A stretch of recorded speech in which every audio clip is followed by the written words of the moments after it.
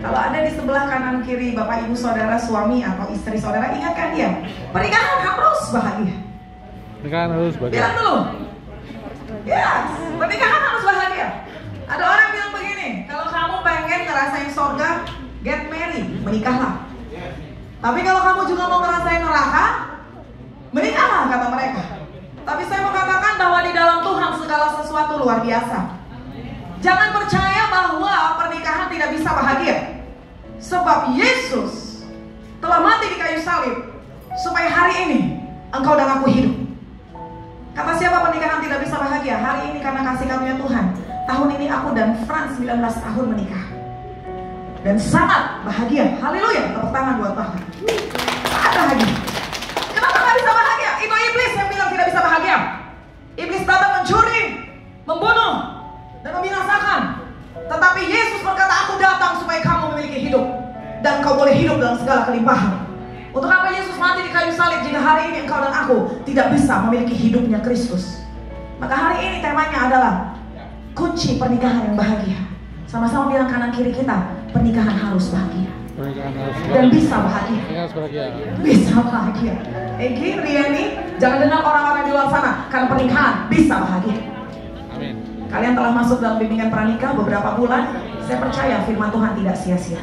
Kita akan buka bagaimana caranya, Bu. Efesus 5 ayat 22 sampai 33.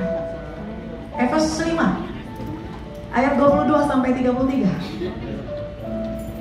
Haleluya. Efesus 5 ayat 22 sampai 33. Kita akan baca bergantian. Efesus 5 ayat 22 sampai 33. Kasih Kristus adalah dasar hidup suami istri. Hai istri-istri, saya tambahkan istri-istri. Hai istri, tunduklah kepada suamimu seperti kepada Tuhan. Saudara,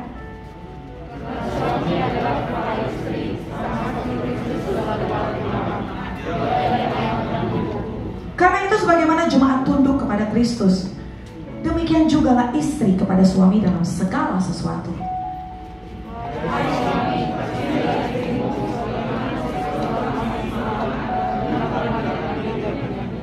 Untuk menguduskannya sesudah dia menyucikannya dengan memandikannya dengan air dan firman.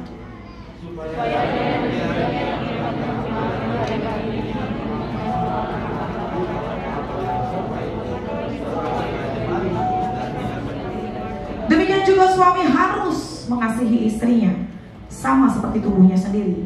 Siapa yang mengasihi istrinya, mengasihi dirinya sendiri.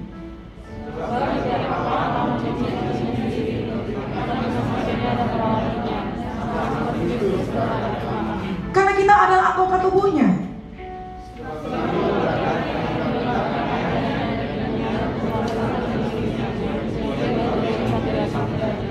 Rahasia yang ini besar, tetapi yang aku maksudkan ialah hubungan Kristus dan jemaat. Sama-sama, bagaimanapun juga bagi kamu masing-masing berlaku, kasihilah istrimu seperti dirimu sendiri, dan istri hendaklah menghormati suaminya.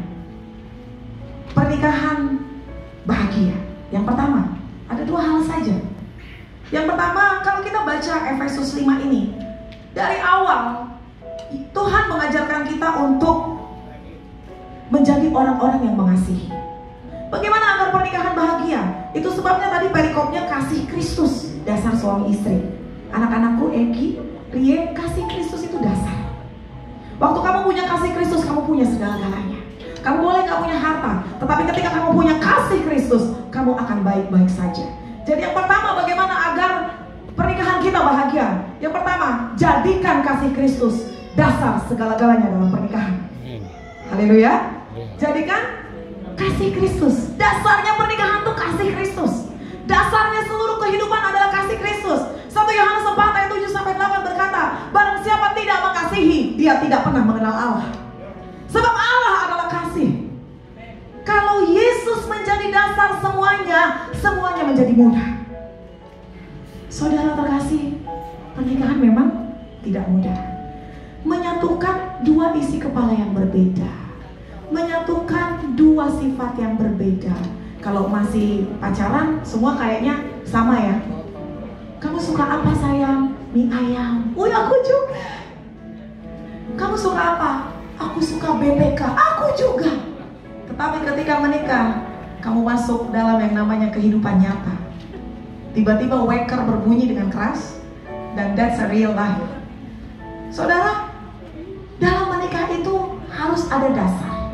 Sama-sama katakan dasar. Dan dasarnya itu kasih Kristus, nggak bisa enggak. Dasarnya itu kasih Kristus. Saya percaya kasih Kristus itu cukup.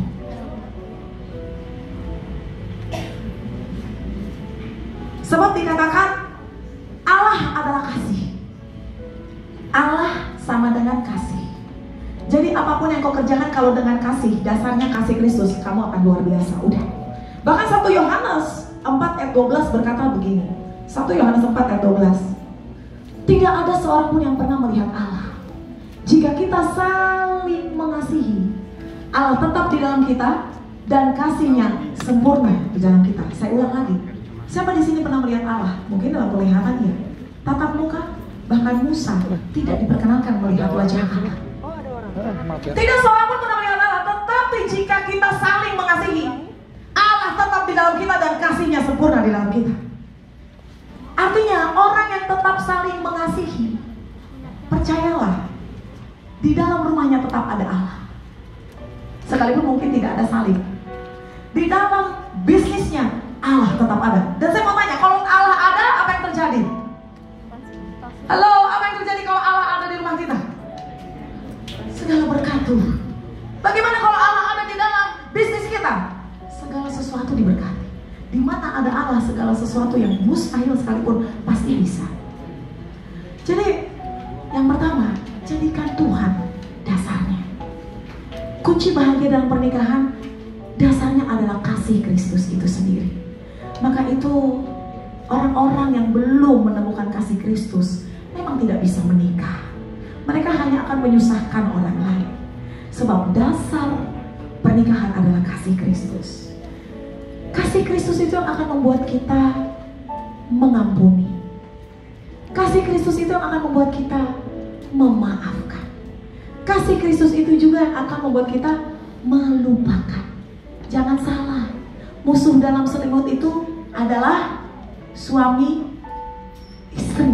Musuh dalam selimut. Bisa loh. Coba dulu lihat kanan kirimu, suami istrimu itu musuh gak? Ada banyak saya melayani orang-orang paling benci sama siapa? Sama istrinya. Paling benci sama siapa? Tidak bisa mengampuni siapa? Suaminya. Sebab orang-orang yang bisa paling menyakiti hati kita adalah orang-orang yang paling dekat dengan kita. Orang yang paling kita kasihi punya kesempatan untuk paling menyakiti hati kita. Jika tidak ada kasih Kristus, maka semuanya bisa hancur. Hari ini, pernikahan tidak mudah anak-anakku. Yang penting tetap ada kasih Kristus di dalam rumah tangga kita. Semua akan luar biasa. Tidak seorang pun pernah melihat Allah jika kita saling mengasihi. Allah tetap di dalam kita dan kasihnya sempurna di dalam kita. Orang-orang yang saling, bilang kanan kirimu saling. Bukan bertepuk sebelah tangan. Orang yang menggunakan kasih Kristus akan saling. Waktu saya dan Frans suamiku saling mengasihi, gak ada yang gak bisa kita lakukan. Suami istri itu partner yang paling hebat. Jangan salah. Teman bisnismu bukan partner terbaik. Teman hari ini bekerjamu bukan partner terbaik. Siapa partner terbaik di muka bumi ini? Suami istri. Haleluya. Lemah sekali. Apa udah gak jadi partner lagi? Nah, ini yang dilakukan iblis. Mencuri, membunuh, membinasakan. Toh emak, asal mandi dahalak. Padahal beta mati rasa. Wih. Asal mandi dahalak, Kak. Itu iblis. Tuhan janji kamu bisa hidup bahagia. Haleluya. Dulu mertua saya ingat, papa mama saya juga sama. Ya kalau pernikahan Batak itu biasanya terjadi KDRT dalam rumah tangga. KDRT-nya adalah istri pegang segala sesuatu. Haleluya. Kekerasan dalam rumah tangga tidak dilakukan oleh suami. Tapi ini ceritanya ya. Jadi hari itu sering berantem. Tapi waktu kita menikah, mereka mau masuk usia pernikahan 25 tahun. Saya ingat mertua saya ngomong begini, ayolah Pak, kita rayain 25 tahun pas kita punya cucu ini. Biarlah walaupun tiap hari kita berantem, yang penting orang lihat kita bagus. Haleluya. Biar kanan kirimu, jangan cuma diindah halak, jangan cuma dilihat orang, memang harus bagus. Haleluya. Ada banyak sekarang orang nyanyinya mati rasa aja. Beta mati rasa nona. Belum lagi yang laki-lakinya bilang, sayang andaikan kau dapat melihat hatiku. Andaikan, tapi gak bisa lihat kan. Kau akan menyadari, makanya istrinya gak sadar-sadar kalau dia cinta. Karena ada yang salah, banyak yang salah dalam pernikahan. Saya tidak sedang menggurui, karena pernikahan kami baru 19 tahun. Saya percaya di sini ada banyak yang sudah lebih. Tetapi sebagai hamba Tuhan hari ini, yang pertama, kasih Kristus. Kasih pasti mengampuni. Kalau ada kasih Kristus dasarnya, walaupun ngeliat muka dia udah nyebelin, kasih Kristus itu menjamah hati kita dan membuat kita tidak membenci. Itu hebatnya kasih Kristus. Tepuk tangan buat kasih Kristus. Kalau ada kasih Yesus, sekalipun mungkin kita gitu, tapi kasih Kristus cukup buat saudara dan saya untuk tetap ada di dalam pernikahan yang bahagia. Kalau nggak ada Kristus, sia-sia segala sesuatu. Maka itu suami istri harus bergandengan tangan, sekalipun berantem, setiap hari harus berdoa. Aku sudah pesankan, aku sama Frans begitu. Walaupun kita lagi bete-betean, ayo doa, pegang tangan. Tuhan Yesus, apa kata Pak Frans? Kesaksian gak Pak Gem? Kalaupun lagi berantem, kalau udah berdoa, beres itu. Pas amin, pas beres. Ketika ada Yesus, selalu ada kasih Yesus hidup, pernikahan kita luar biasa. Sekalipun mungkin ada, pastilah Tuhan gak janji semua hidup kita baik-baik saja. Tak pernah dia janji hari kan panas, tak pernah dia janji pasti ada hujan. Tapi dia berjanji memberi pertolongan dan kekuatan saat topan datang melantamu. Tuhan janji, Allah Immanuel, Allah beserta kita selama-lamanya. Jadi selama Allah bersama kita, kasih Kristus ada bersama kita, gak ada yang susah. Kalau kata orang Batak, jangan dong persoalan. Haleluya. Jangan dong persoalan. Saya mau saksikan dari mimbar ini, ketika ada kasih Yesus, dan ada dong persoalan. Saya pernah melewati banyak masa-masa yang sulit dalam hidup pernikahan kami 19 tahun, tapi gak ada persoalan. Sebab Yesus kasihnya selalu bisa memberikan jalan keluar. Itulah bahagianya memiliki Yesus. Ingatkan dulu pasanganmu kanan kiri, itu bahagianya punya Yesus. Itu dia. Untuk apa kita punya Yesus? Kalau kau tak bahagia, kasihan kali kau. Haleluya. Pria ini mesti bahagia. Apa alasan kita bahagia? Karena kita punya Yesus. Karena kita punya kasih Yesus. Orang yang punya kasih Yesus mukanya berseri-seri, bukan mersugi-sugi, tapi berseri-seri. Tapi kalau orang gak punya Yesus, kanebo kering, kanebo lecek yang kering, bayangkanlah seperti itu mukanya. Benar, saya bukan mengada-ngada, asal ada Yesus, semuanya akan luar biasa. Hiduplah di dalam kasih Kristus, itulah dasarnya. Dan yang kedua, yang terakhir, jadi yang pertama apa saya? Jadikan dasar hidup adalah kasih Kristus, itu cukup, lebih dari cukup. Yang kedua, yang terakhir, kalau kita baca di Efesus 5, di situ dikatakan ketika bicara kasih, hai istri tunduklah kepada suamimu. Saya pikir semua udah banyak yang tahu di tempat ini. Hai suami, kasihilah istrimu. Kunci bahagia dalam pernikahan, yang pertama kasih Kristus, yang kedua melakukan semua bagiannya dengan luar biasa. Istri bagiannya apa? Hai istri. Hai istri, berapa banyak di sini istri boleh angkat tangan? Jangan gak ngaku, siapa yang sudah jadi istri? Apa sudah lupa dia sudah punya suami? Haleluya. Hai istri, sama Tergantung Bu, suami model gimana dulu. Saya dibesarkan oleh seorang ibu yang luar biasa, yang kalau saya bilang mah, kata Alkitab tunduk. Inang, tergantung itu Inang. Model suami gimana dulu baru kau boleh tunduk. Ini makanya orang gak bahagia. Hai istri, tunduklah kepada suamimu seperti seperti. Jadi suami itu kita anggap apa? Jadi kalau dia bilang gak boleh kau keluar, siap laksanakan. Gak boleh kau ikut arisan, siap laksanakan. Jangan boros-boros, siap laksanakan. Loh, ini firman Tuhan. Saya mau tanya, mau bahagia nggak? Orang yang berbahagia bukan yang mendengar, tetapi melakukan firman Tuhan. Kenapa Alkitab gampang aja? Hai istri tunduk, hai suami kasihi. Udah gitu aja, gak susah. Kalau kau lakukan ini, kau akan sangat bahagia. Saudara terkasih, hai istri tunduklah, karena suami adalah kepala istri. Di dalam segala sesuatu dijadikan ada yang jadi kepala. Di gereja ini ada yang menjadi pemimpin. Di MT saudara dan saya pun ada yang jadi pemimpin. Dan di dalam rumah tangga yang Tuhan pilih jadi pemimpin adalah suami. Bukan berarti suami itu yang harus disembah-sembah, enggak. Tetapi ingatlah, ada yang memimpin. Dalam rumah tangga tidak boleh ada dua pemimpin, hanya boleh. Dan siapa itu? Bilang dulu yang punya suami di sebelahnya, tuanku, panggil dulu suaminya. Tuan. Itu ada di Alkitab. Kau gak baca Alkitab sih, 1 Petrus 3. Tuan. Sekarang panggil suami, sonjoloh. Demikian dong. Sonjoloh. Aduh. Kalau orang di Alkitab panggil suaminya Tuan, Mr. Franz Samuel, artinya ada penghormatan yang tinggi buat suami. Suami, haleluya. Istri gak ada yang ngomong amin.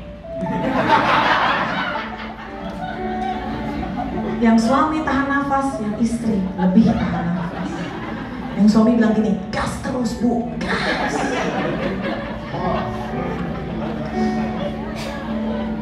Karena suami adalah kepala. Kalau suami saya udah ngelihat saya dengan pandangan aneh, saya pemimpin. Tapi boleh tanya sama dia, 19 tahun saya menikah, saya gak pernah lawan suami saya. Saya gak pernah tanya. Saya orang dominan, tapi saya sangat menghormati dan taat, tunduk benar sama suami saya. Haleluya. Saya bisa cari uang sendiri, yes. Tapi saya tetap sangat tunduk dan taat dan hormat sama suami saya.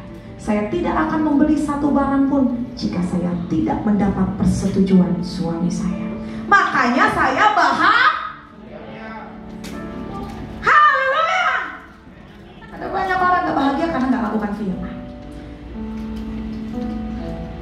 Karena itu sebagaimana jemaat tunduk kepada Kristus, demikian juga istri kepada suami dalam segala sesuatu. Haleluya. Jadi gak ada itu tergantung inang suami model gimana. Tuhan gak suruh begitu. Dalam segala sesuatu. Bapak ibu tahu apa kebutuhan utama suami? Dihargai. Makanya kalau istri yang tunduk, suami itu jalannya juga. Tapi coba model suami yang selalu dibawa ke tiap istri, gimana cara jalannya? Kau tengoklah suamimu. Istri yang cakap, Amsal 31, suaminya dikenal di pintu-pintu gerbang. Ketika dia berjalan, ketika dia sedang berbicara dengan tua-tua negeri. Refleksi suami yang dihormati di luar, karena dihormati di dalam rumah. Aku pun boru Batak, Rie. Taulah kau boru Batak ya. Tanduknya suka mau keluar begitu. Karena boru ni raja. Oh haleluya. Tapi kan yang sana juga anaknya raja. Jangan lupa, Kau baru buruk, di sana udah anak raja, tetap harus tunduk. Waktu kita tunduk, dikatakan oleh firman Tuhan, sebab dialah yang menyelamatkan tubuh. Ayat 23. Sehebat-hebatnya istri, kamu mau bilang kita Wonder Woman, tidak pernah bisa menyelamatkan keluarga. Bukan. Ayat 23. Perhatikan, karena suami adalah kepala istri, sama seperti Kristus, dialah yang menyelamatkan tubuh. Ada banyak perempuan hari-hari ini berusaha menyelamatkan keluarganya, berusaha menyelamatkan rumah tangganya. Kamu gak akan berhasil, sebab bukan kita yang bisa menyelamatkan, suamilah yang bisa menyelamatkan tubuh. Makanya kalau ada istri yang datang gereja berdoa 15 tahun, belum tentu keluarganya diselamatkan. Tapi ketika suami satu hari aja bertobat, seluruh rumah diselamatkan. Karena dia kepala. Maka supaya dia bisa menyelamatkan tubuh, perlakukan dia sebagai kepala. Tunduk sama dia. Ketika kita tunduk sama suami, suami yang kurang pintar pun jadi pintar. Percaya gak? Haleluya. Istri-istri, coba praktekin. Suami yang kurang pintar waktu kita, iya sayang, apa yang kau mau bikin? Tapi jangan, gak ngerti kau, gak ngerti kau. Makin bodoh lah suami dan gak pernah jadi pekal. Ini yang terjadi di keluarga besar kami, Sianturi, dari keluarga mama saya. Mereka selalu ngeluh, kami dapat suami gak ada yang kerja, menyusahkan. Ku bilang sama inang muda aku semua dan mama, karena kalian tidak menghormati suami. Waktu kita menghormati suami dan benar-benar jadikan dia pemimpin, kamu tahu yang akan terjadi? Dia akan menjadi orang pintar, orang berhasil, luar biasa. Suami saya dulu kalau saya tanya, 8 kali 7 berapa sayang? Banyak. Karena memang dia gak suka belajar, tapi dia luar biasa. Saya menemukan, sayang, kamu dahsyat, luar biasa. Saya gak pernah bilang, itu cara kerja bisnis begitu salah. Nih, aku yang benar. Kita kan suka pengen menyelamatkan tubuh, tapi jadinya tak selamat juga. Jangan lupa yang menyelamatkan tubuh tuh suami, bukan istri. Se-Wonder Woman apapun istri. Kembalikan segala sesuatu kepada tempatnya. Suami adalah kepala. Hari ini saya menyaksikan suami saya bisa menjadi pemimpin, salah satu pemimpin di kota Depok. Semua itu karena kasih karunia Tuhan dan istri yang mau tunduk. Berapa banyak di sini istri yang pengen lihat suaminya diberkati, menjadi pemimpin? Boleh angkat tangan? Nggak ada. Oke, kalau begitu suaminya bilang sama istrinya, kalau gitu tunduk kau sayang. Haleluya, tepuk tangan dulu. Tunduk aja udah, karena firman Tuhan gak akan salah. Dan kedua ini, suami dikatakan, hai suami, kasihilah istrimu. Kebutuhan yang paling tinggi dari seorang perempuan adalah disayang. Pokoknya Egy ingat, perempuan itu gila kasih sayang. Dalam bentuk bunga hidup, bunga bank, dalam bentuk kata-kata, hadiah, pelukan. Kebutuhan tertinggi wanita adalah dicintai dan disayang. Maka itu wanita yang tidak dicintai, dia bisa pergi selamanya. Dia bisa meninggalkan keluarga, karena kebutuhan yang tertinggi dari wanita adalah dicintai. Jadi ketika dia dicintai, walaupun dia pagi harus bangun pagi, masak, kerja, dia semangat saudara. Kerja buat Tuhan, semangat dia. Selalu manis. Kalau setiap hari suaminya bilang, oh sayangku, cantik kali kau sayang. Kerja buat Tuhan, semangat dia. Betul Egy. Walaupun kepala jadi kaki, kaki jadi kepala, saya pastikan perempuan, istri yang dicintai akan selalu mengerjakan segala sesuatu dengan luar biasa. Makanya dibilang firman Tuhan, hai suami, gak usah mengerti istri, kasihilah istrimu.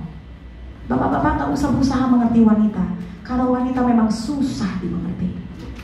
Tuhan gak bilang, hai suami, mengertilah sama istrimu. Enggak. Hai suami, coba saya mau lihat istrinya dipegang dulu tangannya. Saya mau lihat, kalau enggak gak selesai ini khotbah hari ini. Bapak boleh pegang tangan dia? Coba ya, saya mau lihat, pegang dulu tangannya. Iya. Iya, luar biasa nggak? Siapa tahu tadi malam saya datang ke rumah ada saudara kita sudah menikah puluhan tahun. Dia bilang begini pas nyanyi, nggak pernah aku dipanggil sayang. Ya kalau nggak bisa panggil sayang, kasihan lah ya. Kasihan. Aku panggil suamiku Has. Has, di mana kau Has? Kasihan. Harus ada panggilan sayang menurut saya. Nggak usah dipanggil Bapak Nipai Maon, nggak usah. Sayang, biar makin mesra. Yes. Karena hai suami, kasihilah istri. Seperti apa kita mengasihi istri? Egi masih ingat. Seperti Kristus mengasihi jemaat, rela mati demi jemaat. Bapak-bapak hari ini, saya nggak tahu apa masih rela mati demi istri. Kadang-kadang di mall atau di pasar aja, istrinya bawa-bawa plastik banyak, bapaknya renggang kangkung. Makanya banyak ibu-ibu yang jadi mandele, tahu mandele? Kasihan, giliran nangis, apa mau nangis? Nangis terus kerjamu. Ini deh, udah deh. Akhirnya nggak bahagia. Iblis mencuri, membunuh, membinasakan. Dua hal ini aja. Jadikan Kristus sebagai dasar pernikahan. Lalu lakukan bagian masing-masing. Istri tunduk, suami mengasihi. Karena firman Tuhan sudah jelas. Di ayat terakhir dikatakan, bagaimanapun juga. Ayat 33, bagi kamu masing-masing berlaku, kasihilah istrimu seperti dirimu sendiri. Dan istri hendaklah menghormati suaminya.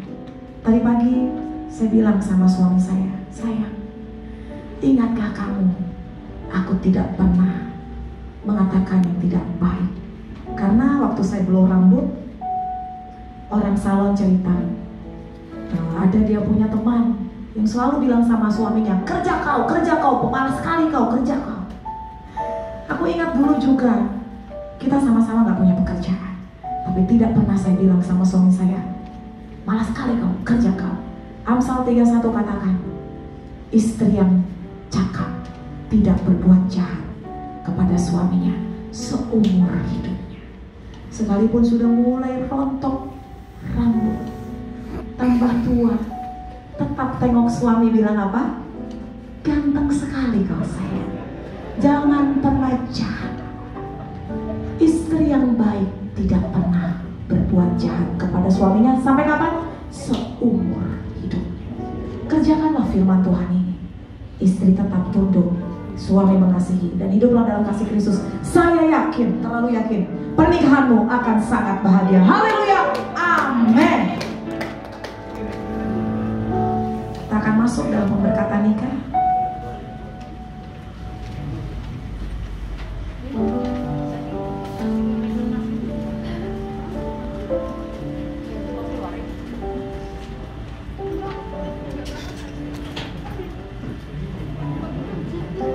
Kasih Tuhan. Kasih pasti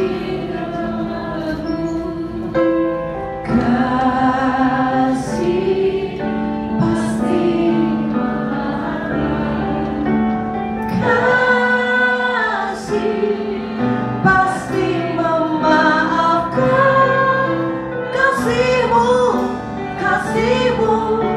Tuhan, ajarilah kami ini Tuhan, ajarilah kami ini saling mengasihi, ajarilah kami ini saling mengampuni, ajarilah kami Tuhan, ajarilah kami kasih-Mu ya Tuhan, kasih-Mu tulus tiada.